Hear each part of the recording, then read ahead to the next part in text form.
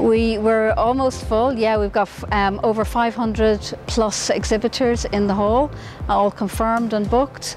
So yeah, it's going to be a large show. I'm very much looking forward to welcoming everybody here to London. From the venue point of view, I think from an exhibitor point of view, it's all in one hall, there's no pillars, all those things are a plus. From a visitor point of view, everything is all together, all the catering outlets are just outside the entrance doors, which I think will benefit everybody, exhibitors and visitors. So once you're here, everything is available to you. So we're getting up to kind of pre-pandemic levels. We're returning to pre-pandemic levels, that yeah. Must be quite it's quite exciting. A bit of a challenge. Is, yeah. Yeah, one thing we've noticed, I think, since the pandemic, when it comes to attendees, they leave it later and later to confirm everything. They don't book things quite as in advance as what they did pre-pandemic. But that's not something that we are kind of shying away from or afraid of. We know that we will have the attendees this year. So key events we are going to look at this year is, for example, the opening reception that will take place at the Museum of London Docklands. We will also have a few events at Chessington Worlds of Adventures, such as our Edu Tour, our Safety Day, our Sustainability Day, and we will also have like a Young Professional Forum that will take place at the XL, but we will have a drink reception at Toco Social after that, so at the O2. So we have actually like various events with a lot of different venues to visit and to see.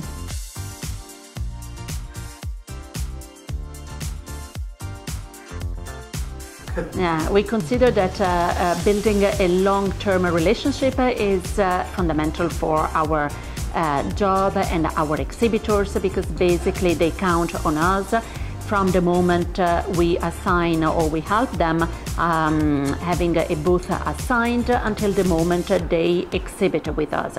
So what is important is that they know they can count on us for any question they might have, and they also need obviously a quick and a precise answer and information by us. The biggest support is again the operational side, because once on site they need a lot of help with electricity, for example, or whichever other services they need in their booth. But as well, we are trying to help them as well in terms of different languages, because there are many exhibitors who do not necessarily speak English, and since in the sales team we do speak several international languages, we are there to make them more comfortable and to speak their language if they prefer so. Yes, we would advise them to be proactive and to interact with their potential customers prior to the expo. And that could be, you know, posting different kind of advertisements on social media, interacting so with their customers, and maybe even setting up appointments with the potential clients on the show days. But also checking maybe the exhibitor lists on our website, where they can see there are different potential clients who they can set up meetings with.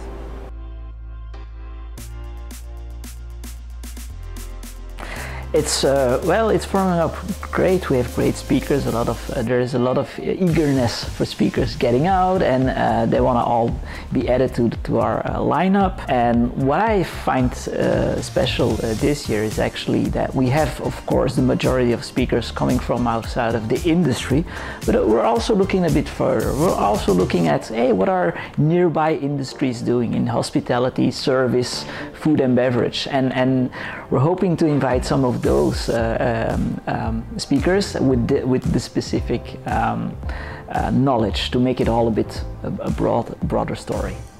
What I'm especially looking forward for are some of our special events the day prior to the trade show, and then more specifically our indoor entertainment day, where we go to the Lakeside Mall, where we meet several of our members with their great facilities, but also the keynotes in the morning, where we have renowned people from the leisure and indoor business speaking about the future, about new technology, about the metaverse, and how basically the FEC landscape is going to evolve, and I'm really looking forward to those keynotes, because we were able to catch some speakers that we wanted to invite for a very long time. So, and they also looking forward to spreading their knowledge. We really try to make a balance, because in content-wise, and that means last years haven't been the easiest one for nobody. I mean, I speak for our industry, but also as a member of society. I mean, we've all been through this very difficult pandemic and long pandemic and closures, etc. But also now we're facing with a different world, I would say, a complex world, a multi-layered world with a lot of challenges. And I think as we, with our education content, we're looking to, hey, how can we, of course, speak and explore those challenges and explain them more and give context to our members that are visiting a educational session.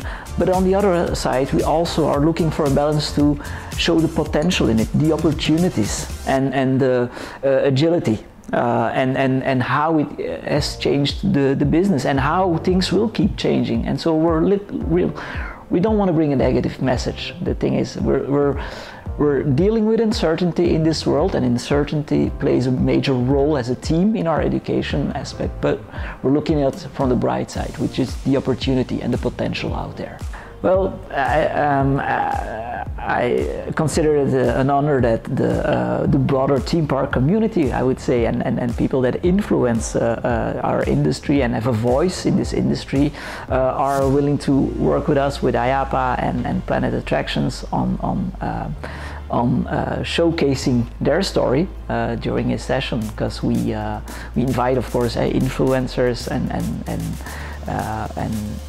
letting them explain how they perceive theme parks, how they see the industry evolving, because they're often experts. Often they already work for the industry, but also this outside view is a nice angle to add on to the conference program.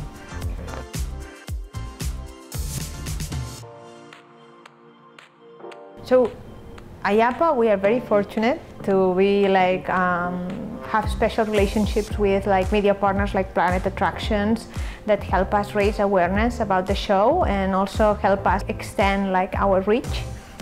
We do have some relationships with media, but also from trade media, and that help us reach different audiences. IAAPA show is interesting for many different audiences. Sometimes we tend to think only attractions, but there are much more than that in the leisure industry. So it's interesting that we have these relationships with this vast range of partners. Well, we are happy to say that press conferences are back, because last year we couldn't do any because of COVID reasons. We decided not to hold those. So we are happy to say that this year press conferences are back, and we hope that many exhibitors are presenting their innovations there. So it's very interesting that Planet Attractions is providing that media zone where exhibitors will be able to share their latest innovations and have that spotlight with Planet Attractions. So we hope that this is a success, and we hope that we do that moving forward.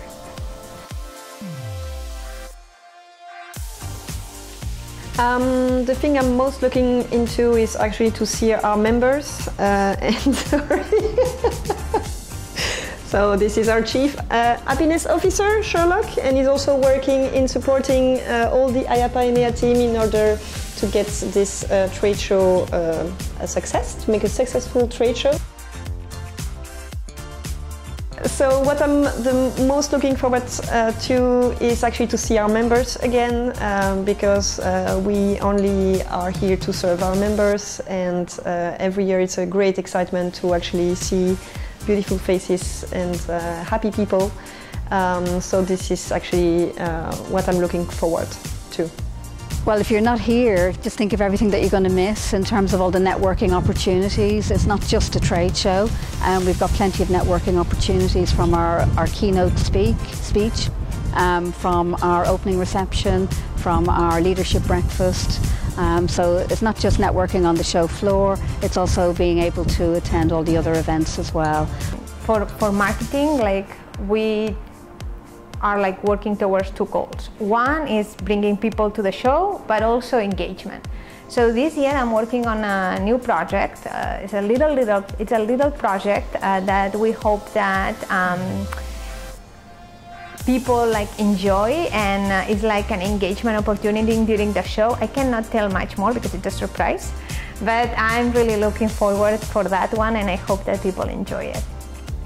We're very excited to go back to London, also because of pandemics. In 2020 we had to cancel our trade show in London, so we look forward to going back to the UK, where there is a very strong market, and be there with our British exhibitors and attendees.